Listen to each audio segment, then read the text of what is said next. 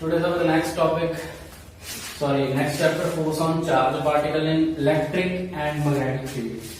And first topic is motion of charge particle in uniform electric field. Uniform means जितना positive charge है उतना negative charge है, जितनी field lines है वो पैरेलली चल रही है। इसमें क्या होगा, फर्स्टली है कंसीडर चार्ज पार्टिकल। कोई भी चार्ज हो सकता है, पॉजिटिव हो सकता है, नेगेटिव। हमने यहाँ पे पॉजिटिव लिया, उसका मास है कुछ m और वो मूव कर रहा है इलेक्ट्रिक फील्ड में एट पॉइंट O। इसमें थोड़ी सी बात ये समझने वाली है, अगर तो इलेक्ट्रिक फील्ड चल रहा है यानी पॉजिटिव से नेगेटिव की जो डायरेक्शन होती है वो है, तो जो O से पार्टिकल चलेगा वो जाके मीट करेगा पॉइंट C पे, जो हमारी P के उस स्क्रीन रखी हुई है उस पे मीट करेगा पॉइंट C पे जाके। अगर इलेक्ट्रिक फील्ड नहीं है तो वो जो चार्ज पार्टिकल O से चलेगा वो मीट करेगा जाके x एक्सिस के पॉइंट A पे। अब हमने मान लिया कि यहाँ पे एक यूनिफॉर्म इलेक्ट्रिक फील्ड प्रेजेंट है और इसके लिए कुछ फॉर्मूलाज हैं। अगर कोई पार्टिकल है इलेक्ट्रिक फील्ड में मूव कर रहा है तो उस पर फोर्स कितनी लगेगी, F is equal to QE, that we studied. Next particle का कुछ मास है वो मूव भी कर रहा है, इसके लिए उस पे फॉर्मूला कौन सा लगेगा, F is equal to M। दोनों वैल्यूज किसकी हैं, फोर्स की हैं, तो दोनों वैल्यूज को आपस में क्या रख दो, इक्वल रखने के बाद जो QE is equal to M है, हमने यहाँ से वैल्यू फाइंड आउट करनी है एक्सेलरेशन की, जो क्या बन जाएगी QE by M। Yes, the formula for acceleration is equal to QE by M. Now move on to next. Now we find out the displacement OY. Displacement Y. The formula for displacement is S is equal to UT plus half AT square. U here initial velocity T time, half is constant, A acceleration T time. Firstly initial velocity. We start from our S, so initial velocity is 0. So put a 0 into time. Time is as it is. Plus half into A. Acceleration we also find QE by M, and time is equal to distance upon velocity. And what is your distance? OA, that is x, and what is the velocity? Let velocity V. So the equation is equal to y is equal to 0 plus half QE by M x square by V square. From here we find the value of x. X square. Now x square is equal to 2 into y M V square upon QE, and x square is equal to this one equation. Here 2 is constant, mass of positive charge particle is also constant, charge is also constant, electric field we constantly provide, and velocity we take constant. These things are constant, so we put it as a constant K. Now what the equation left? X square is equal to Ky, that is the equation of parabola.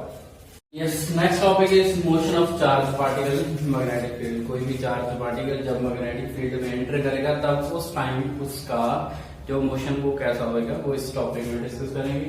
Firstly consider a particle of mass m having charge Q, उसका मास m है, charge Q है, magnetic field में enter कर रहा है with velocity v vector, makes an angle theta with, ये इस तरफ हमारा मैग्नेटिक फील्ड है, ये उसकी वेलोसिटी। अब जब कोई चार्ज पार्टिकल मैग्नेटिक फील्ड में एंटर करेगा तो उसको पाथ होता है हेलिकल। अब वो कैसे होगा वो बताऊंगा आपको। सपोज कर लो ये एक मैग्नेटिक फील्ड है, इनवर्ट मैग्नेटिक फील्ड है, ये माने कि ये डॉट है, जैसे ये डॉट है, अंदर की तरफ मैग्नेटिक फील्ड, वेलोसिटी इस तरफ जा रहा है। रूल लगाएंगे हम FBV।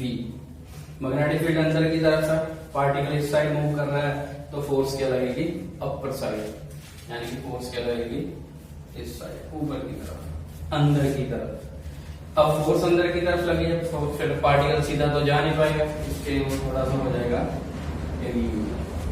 फिर वही रूल लगेगा FBV। मैग्नेटिक फील्ड अंदर की तरफ है, पार्टिकल ऊपर जा रहा है और फोर्स क्या होगी अंदर की तरफ, इस तरफ लगेगी। सेम एज दैट जब ऊपर की तरफ जाने की कोशिश करेगा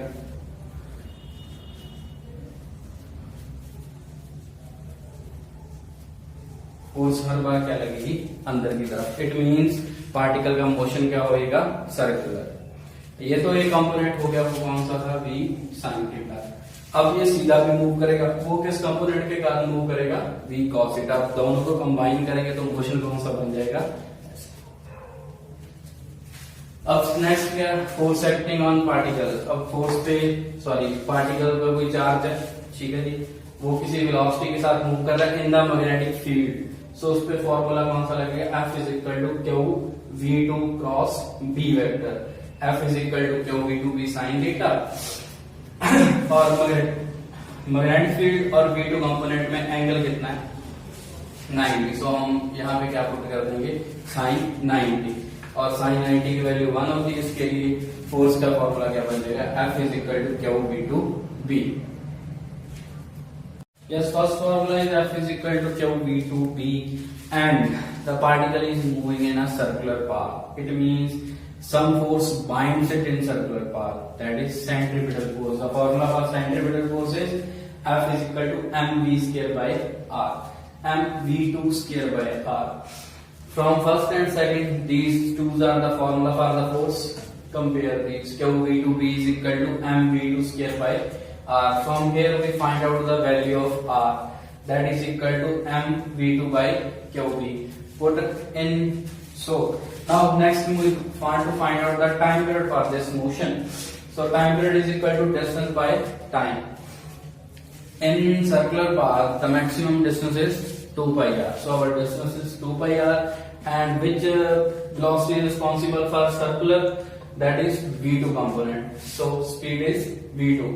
Put this r in star equation. Then equation become t is equal to 2 pi m v2 by qb, m v2 by qb into v2 as it is. v2 component cut with v2 component, so what we left, 2 pi m by qb. Noted. This next is frequency. Frequency is equal to 1 by time period.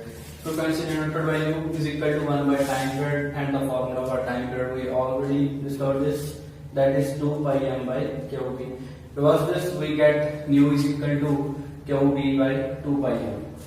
Next, angular frequency omega is equal to 2 pi nu, that is we already know. 2 pi as it is, the formula for nu is already discussed, that is qb by 2 pi m. 2 pi cancel with 2 pi, so what we left, omega is equal to qb by m. Next topic important is pitch of helix. It means, इसका मतलब क्या है, pitch of helix का मतलब है अभी जो कोई चार्ज पार्टिकल है जो मूव कर रहा है हेलिकल पाथ में मूव कर रहा है, वो हेलिकल पाथ में मूव करता हुआ लीनियर डिस्टेंस कितना कवर कर रहा है, linear distance. So distance is equal to velocity into time, and velocity, linear velocity का कंपोनेंट कौन सा है, v cos theta. So velocity की जगह पे आ जाएगा v cos theta, and time period हमने ऑलरेडी डिस्कस किया हुआ, that is 2 pi m by qb, and the distance is equal to v cos theta by 2 pi m qb.